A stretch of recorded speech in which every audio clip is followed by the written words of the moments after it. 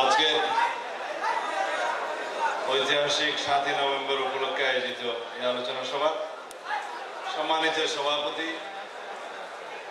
এবং দূর থেকে যিনি আমাদের সাথে সংযুক্ত আছেন আমাদের প্রিয় নেতা, আমাদের দলের সম্মানিত ভারপ্রাপ্ত চেয়ারম্যান দেশনায়ক জনাব তারেক রহমান, স্থায়ী কমিটির সম্মানিত সদস্যবৃন্দ, সিনিয়র নেতৃবৃন্দ, উপস্থিত বিএনপি পরিবারের সকল স্তরের সকল নেতৃবৃন্দ, সাংবাদিক বন্ধুগণ, উপস্থিত ভাই ও বোনেরা, আসসালামু আলাইকুম রহমতুল্লাহ। ৭ই নভেম্বর উপলক্ষে বক্তা আমি নই, বক্তা ছিলেন হাফিজ ভাই। হাফিজ ভাইয়েরই আরো অনেকক্ষণ বক্তব্য দিলে ৭ই নভেম্বরের অনেক কাহিনী আমরা জানতে পারতাম, আমাদের দর্শক শ্রোতা জানতে পারতেন। আমি শুধু বিশ্লেষণ করতে পারব, এর বেশি কিছু নয়। বর্তমান প্রেক্ষিতে বাংলাদেশের স্বাধীনতা, সার্বভৌমত্ব, স্বাধীনতার ঘোষণা, বিজয় অর্জন এবং ৭ই নভেম্বর এগুলো সবই এক সূত্রে গাথা। এবং বাংলাদেশের ইতিহাসের শিক্ষা যদি আমরা নেই তাহলে বলতে হবে মহান স্বাধীনতার ঘোষণা দিয়ে রণাঙ্গনে সশস্ত্র সম্মুখ সমর করে আমাদের নেতা রাষ্ট্রপতি জিয়াউর রহমান যেভাবে বাংলাদেশের স্বাধীনতা অর্জন করেছিলেন, বিজয় অর্জন করেছিলেন এবং একইভাবে সেই অরক্ষিত স্বাধীনতাকে বাংলাদেশের মানুষের সামনে আবার সুরক্ষিত সুসংহত করেছিলেন ৭ই নভেম্বরের মধ্যে দিয়ে মহান রাষ্ট্রপতি জিয়াউর রহমান, আমাদের সবারই নেতা। এটি বাংলাদেশের যতদিন পর্যন্ত অরক্ষিত স্বাধীনতাকে আমরা পরাধীনতা মনে করবো, মেজর জলিল একটা বই রেখেছিলেন, ততদিন পর্যন্ত ৭ই নভেম্বরের গুরুত্ব বাংলাদেশের ইতিহাসে স্থান পাবে। এই যে বাবারা একটু কথা বলতে দাও না দয়া করে। বাংলাদেশের অস্তিত্বের সংগ্রামে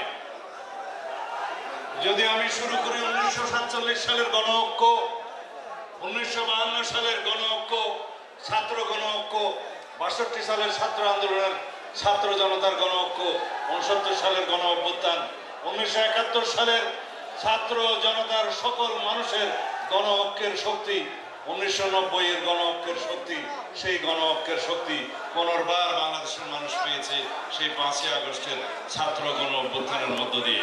সেই গণ অভ্যুত্থানের আকাঙ্ক্ষা, ছাত্র জনতার বিপ্লবের যে মূল মন্ত্র তা হচ্ছে একটি বৈষম্যহীন গণতান্ত্রিক অসাম্প্রদায়িক রাষ্ট্র বিনির্মাণ করা, শক্তিশালী গণতান্ত্রিক সমাজ বিনির্মাণ করা।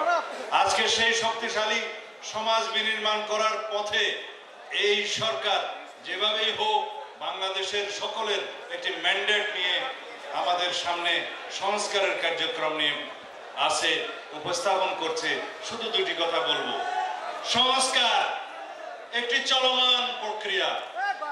যতদিন বাংলাদেশ থাকবে কোনো স্লোগান হবে না, কোনো স্লোগান হবে না, স্লোগান হবে না, স্লোগান হবে না।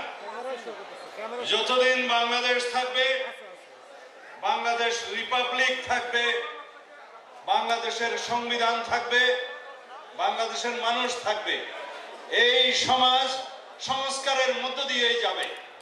সংস্কারই হচ্ছে একমাত্র ধ্রুব, সংস্কারই হচ্ছে একমাত্র চেঞ্জ ইজ কনস্ট্যান্ট ইংরেজিতে বলে।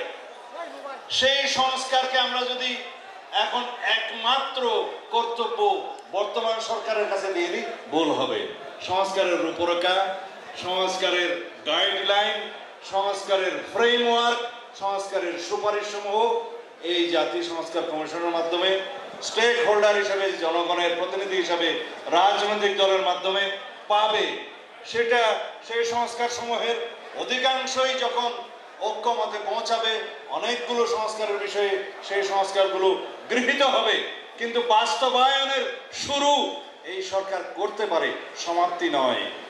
যদি আপনারা মনে করেন সকল সংস্কার কার্যক্রম সমাপ্ত করার পরে নির্বাচন দিবেন, তাহলে তো আপনারা রোজ কিয়ামত পর্যন্ত আপনাদেরকে থাকতে হবে। বিষয় হচ্ছে বুঝতে হবে বাংলাদেশের মানুষ অপেক্ষা করছে একটি গণতান্ত্রিক রাজনৈতিক সরকারের অধীনে পরিচালিত হওয়ার। যদি একটি রাজনৈতিক গণতান্ত্রিক সরকারের মাধ্যমে পরিচালিত হতে হয়। নির্বাচনের রোড ম্যাপ যদি মানুষ দেখতে পায় তাহলে অনেক সমস্যার বর্তমানে সমাধান হয়ে যাবে। বাজারের অস্থিরতা, সরবরাহ, আইন শৃঙ্খলা, অন্যান্য সামাজিক অস্থিরতা, এগুলো সমাধান হয়ে যাবে। যতদিন এই রোড ম্যাপ আমাদের সামনে না আসছে ততদিন পর্যন্ত জনগণের মধ্যে একটি ধোঁয়াশা থেকে যায়।